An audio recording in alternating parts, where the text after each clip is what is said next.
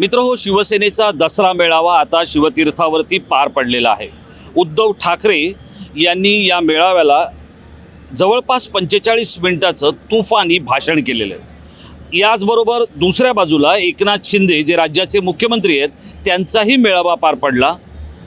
जर दोन्ही मेळाव्यांची तुलना आपण करण्याचा प्रयत्न केला तर एकीकडे सत्ताधाऱ्यांविरुद्धचा आक्रोश होता, तर दुसरीकडे सत्ताधाऱ्यांनी केलेल्या विकास कामांचा पाढा होता।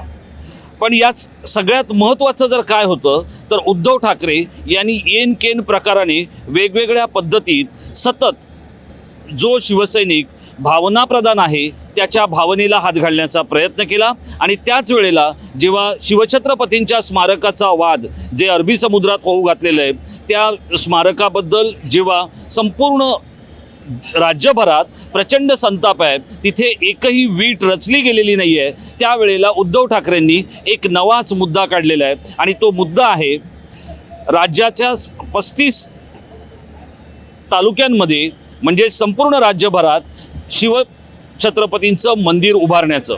म्हणजे एकूणच शिवसेनेचे उद्धव ठाकरे असू द्या किंवा एकनाथ शिंदे असू द्या, यांच्याकडचे जे विकासाचे मुद्दे आहेत किंवा प्रत्यक्षात युवा शक्तीचे जे काही मुद्दे आहेत ह्या मुद्द्यांचा अभाव दिसला। हां, त्यातही एक आशेचा किरण दिसला, तो म्हणजे आदित्य ठाकरे यांच्या भाषणातून। आदित्य ठाकरे यांनी आपलं सरकार आलं तर पहिला अजेंडा नोकरी, दुसरा अजेंडा नोकरी आणि तिसरा अजेंडा नोकरी असं म्हणत युवा शक्तीला हात घालण्याचा प्रयत्न केला। पण याहीपेक्षा पलीकडे जाऊन ज्या वेळेला आपण याचं राजकीय विवेचन करतो त्यावेळेला या मेळाव्याला झालेली गर्दी आणि या गर्दीसमोर जे काही संघटनात्मक किंवा पक्षीय संकेत जातात त्यानुसार ठाकरेंनंतर कोण, तर ठाकरेंनंतर शिवसेनेत राऊत यांचं प्रस्थ रेखांकित करण्याचा प्रयत्न या मेळाव्यातून झाला। आणि गेले अनेक महिने किंवा गेले अनेक वर्ष आणि त्यातही 2019 पासूनचा संजय राऊत यांचा संघटनेतला एकूणच वावर आणि काम, या त्यातही त्यांचा 103 दिवसांचा तुरुंगवास, यातून तावून सुलाखून निघालेले संजय राऊत यांनी शिवसेनेच्या अनेक संघटनात्मक आणि पक्षीय कामकाजाचा ताबा घेतल्याचं अगदी व्यासपीठापासून ते संघटनेच्या पातळीवर आपल्याला दिसून आलं। दुसरा मुद्दा जो आपल्याला आणखी इथे महत्त्वाचा मांडायचा आहे तो म्हणजे रोज तुमच्या आमच्या घरात येणारं वर्तमानपत्र हे अनेक पुरवण्यांनी आणि अनेक वरच्या जॅकेट्सने, सरकारच्या जाहिरातींच्या जॅकेट्सने भरलेलं आणि वजनदार झालेलं असतं। या जाहिराती घेणारे जे काही वर्तमानपत्र आणि वृत्तवाहिन्या आहेत की ज्यांचा हजारो सेकंदांचा दिवसभरातला जो टाइम टॉक आहे किंवा जो स्पेस आहे, जो प्रसारण काळ आहे तो या सगळ्या जाहिरातींनी भरलेला असतो। त्या सगळ्या महत्त्वाच्या वाहिन्यांनी आज मुख्यमंत्री एकनाथ शिंदे यांच्याकडे पाठ फिरवली।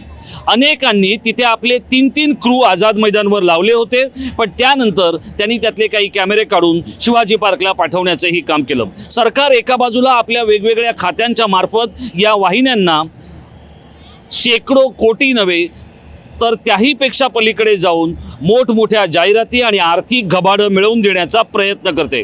आणि त्याच सगळ्या वाहिन्यांनी आज मुख्यमंत्री एकनाथ शिंदे यांच्या मेळाव्याकडे पाठ फिरवत उद्धव ठाकरे यांचं भाषण सलग दाखवण्याचा पराक्रम केलेला आहे। मग त्याच्या आधी संजय राऊतांचं भाषण असेल, आदित्य ठाकरेंचं भाषण असेल, त्यानंतर उद्धव ठाकरे यांचं भाषण असेल, ही सगळी भाषणं आज काही प्रमुख वाहिन्यांनी थेट प्रसारित केली।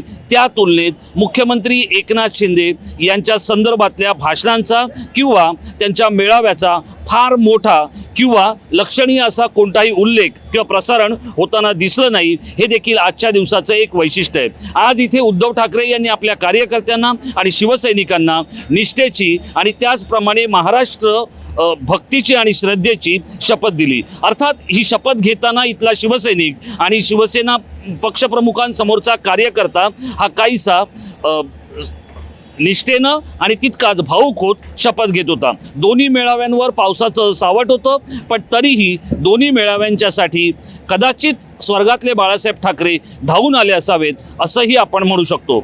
एकनाथ शिंदे यांच्या भाषणाला वाहिन्यांनी पुन्हा म्हणजे ज्या वेळेला उद्धव ठाकरेंचा मेळावा संपल्यानंतर ज्याला आपण रिपीट टेलिकास्ट म्हणतो ते दाखवायला सुरुवात केली। जेव्हा मुख्यमंत्र्यांकडून किंवा सरकारकडून शेकडो कोटी रुपयांच्या जाहिराती घेणाऱ्या वाहिन्या या ठाकरेंच्या साठी अविरत काम करतायत आणि शिंदेंच्या प्रसारणाकडे पाठ फिरवतायत, त्यावेळेला आपल्याला पावसा पक्षाची आठवण आल्याशिवाय राहत नाही.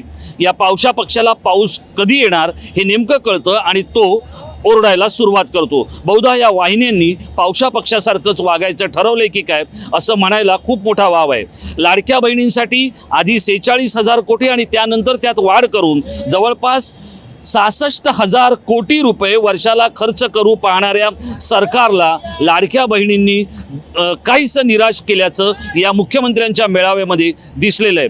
उद्धव ठाकरे यांच्या मेळाव्यामध्ये त्यांच्या ज्या काही महिला होत्या त्या तिथे आलेल्या होत्या आणि त्यातही आज उद्धव ठाकरेंनी एक गोष्ट जी बोलली त्याहून किंवा त्या गोष्टीवरून उद्या मात्र रणकंदन माजल्याशिवाय राहणार नाही. आणि ते म्हणजे जसं अक्षय शिंदेला पोलिसांनी एन्काउंटरमध्ये मारलं हे चांगलंच झालं, आनंद दिघे असते तर त्यांनी आणखी एका शिंदेचा आपल्या आईसारख्या पक्षाबरोबर जो काही प्रकार केला त्यामुळे आनंद दिघेंनी एन्काउंटर केला असता किंवा गोळी घातली असती. हे जे काही उद्धव ठाकरेंचं भाषण आणि त्यातले जे काही आक्षेपार्ह मुद्दे आहेत ते जर आपण पाहिले तर उद्धव ठाकरे हे आजच्या भाषणावर जरी छाप पाडत असले तरी ही पाडलेली छाप आणि संघटनेमध्ये इतर अन्य कारणांमुळे जी काही मरगळ आहे ती दूर करत जर तिकिटांचं वाटप निष्पक्षपतेपणे झालं नाही तर मुंबईपासून ते अगदी चांदा ते बांदा शिवसेनेला काही अडचणींचा सामना करावा लागेल. आतापर्यंत उद्धव ठाकरे यांनी 158 जणांच्या मुलाखती घेतलेल्या आहेत आणि या 158 जणांच्या मुलाखती ज्यामध्ये विद्यमान आमदार आहेत आणि इच्छुकही आहेत, तालुका प्रमुख आहेत, जिल्हा प्रमुख आहेत, उपतालुका प्रमुख आहेत, या सगळ्यांची चर्चा त्यांनी केलेली आहे.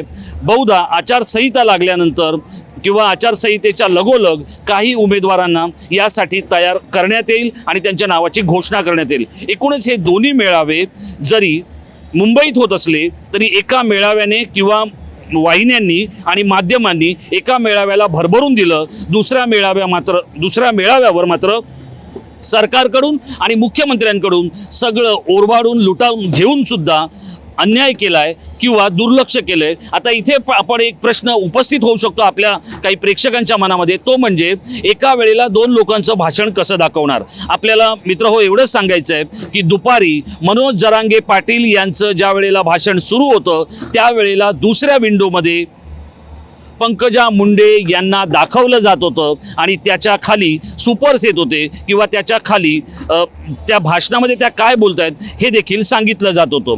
तशी व्यवस्था किंवा तशी गोष्ट मात्र ठाकरे आणि शिंदे यांच्या बाबतीत घडली नाही, ही गोष्टसुद्धा नोंद घ्यावी लागेल. माझी सहकारी गायत्री घुगे हिच्यासह मी राजेश कोचरेकर, टाइम महाराष्ट्र, शिवतीर्थ, दादर.